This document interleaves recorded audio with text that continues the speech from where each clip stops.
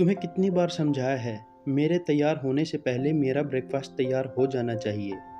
शादी के 28 साल बाद भी मुझे क्यों बार बार एक ही बात दोहरानी पड़ती है। पर तुम्हें क्या है, तुम तो आराम से घर पर रहोगी। काम पर तो मुझे जाना पड़ता है ना। तुम हो कि हमेशा बेवकूफ़ों जैसी हरकत करती हो। अगर तुम यह सब जानबूझकर करती हो तो याद रखना, मुझसे बुरा कोई नहीं होगा। आज भी प्रतीक का गुस्सा 7वें आसमान पर था।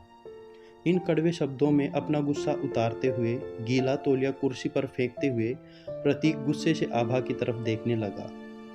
आभा के लिए प्रतीक का यह बेवजह का गुस्सा कोई नई बात नहीं थी। वह महीने में 3-4 बार ऐसे ही आभा पर बरस पड़ता था।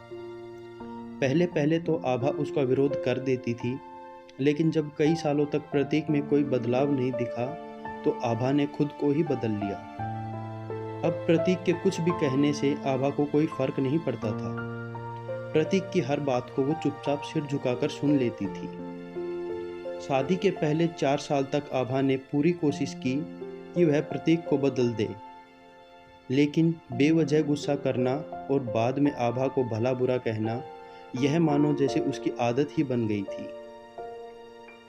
कोई भी वाद विवाद होता तो प्रतीक सीधा आभा को ही कहता, अगर मैं तुम्हें अच्छा नहीं लगता तो चली क्यों नहीं जाती अपने मायके, क्यों रहती हो मेरे साथ। इतना सब कुछ होने के बावजूद आभा प्रतीक के साथ रहती थी, क्योंकि उसे अपनी बेटी की चिंता थी।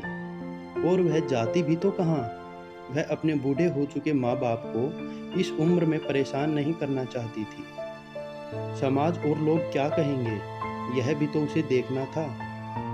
वह इतनी पढ़ी लिखी भी तो नहीं थी कि खुद जाकर कोई नौकरी कर सके और अपना और अपनी बेटी का पालन पोषण कर सके। आभा को अब अपनी फिक्र नहीं थी, उसको चिंता थी तो बस अपनी बेटी की, जो अब शादी लायक हो गई थी। आभा नहीं चाहती थी कि पति पत्नी के झगड़े की वजह से निधि डिस्टर्ब हो। निधि की पढ़ाई पूरी हो चुकी थी, उसके लिए अब शादी के रिश्ते आने लगे थे। कई रिश्तों को निधि ठुकरा चुकी थी। 2 महीने बाद एक अच्छा रिश्ता आया। रिश्तेदारों और पहचान के लोगों ने भी लड़के की बहुत प्रशंसा की थी। प्रतीक एक शाम अपनी बेटी के पास बैठकर उसे बताने लगा, निधि, लड़का अच्छा है, पढ़ा लिखा है, बड़ा घर है, बहुत अच्छी नौकरी है।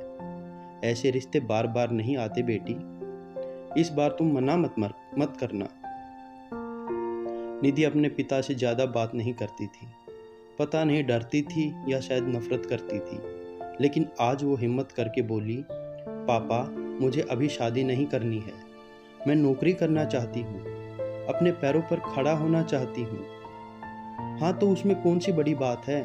मैंने लड़के से बात की थी, वह तुम्हें किसी भी बात के लिए मना नहीं करेगा। तुम शादी के बाद भी नौकरी कर सकती हो, वह तुम्हें नौकरी के लिए परमिशन दे देगा। प्रतीक बोला, मुझे नौकरी करनी है या नहीं करनी, इसकी इजाज़त देने वाला वो कौन होता है। निधि ने पूछा। मैं कह रहा हूँ ना, तुम्हें किसी भी चीज़ की कमी नहीं होगी वहाँ पर। ऐसे रिश्ते बार बार नहीं आते निधि, इसे मत ठुकराओ, बहुत खुश रहोगी तुम वहाँ। प्रतीक थोड़े ऊंचे स्वर में बोला, पापा, क्या मैं वहाँ उतनी ही खुश रहूँगी जितनी मम्मी इस घर में खुश हैं। निधि ने तंज कसते हुए कहा।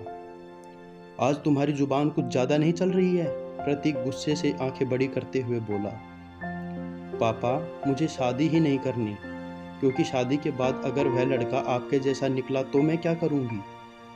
मुझे आपके जैसा जीवन साथी नहीं चाहिए, जो हमेशा बात बात पर मुझ पर चिल्लाए।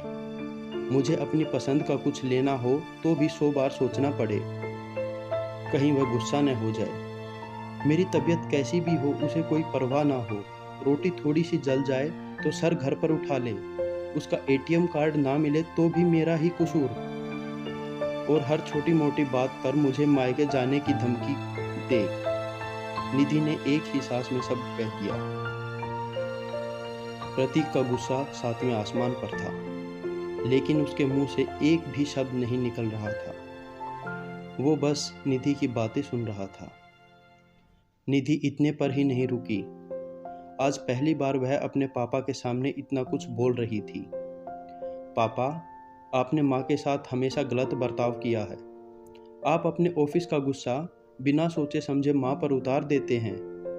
कभी इस बात की परवाह की ही नहीं करते कि उन्हें कैसा लगता होगा। आपकी बातें सुन सुनकर माँ ने अपना आत्मसम्मान खो दिया है। प्रतीक आज पहली बार अपने द्वारा आभा के साथ किए बर्ताव को महसूस कर पा रहा था।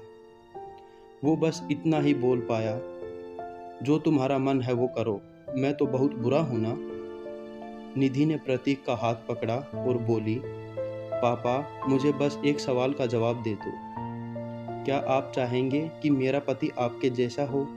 अगर आपका जवाब हाँ है तो कर दीजिए मेरा रिश्ता आज ही, और ना है तो मुझे आत्मनिर्भर बनने दीजिए।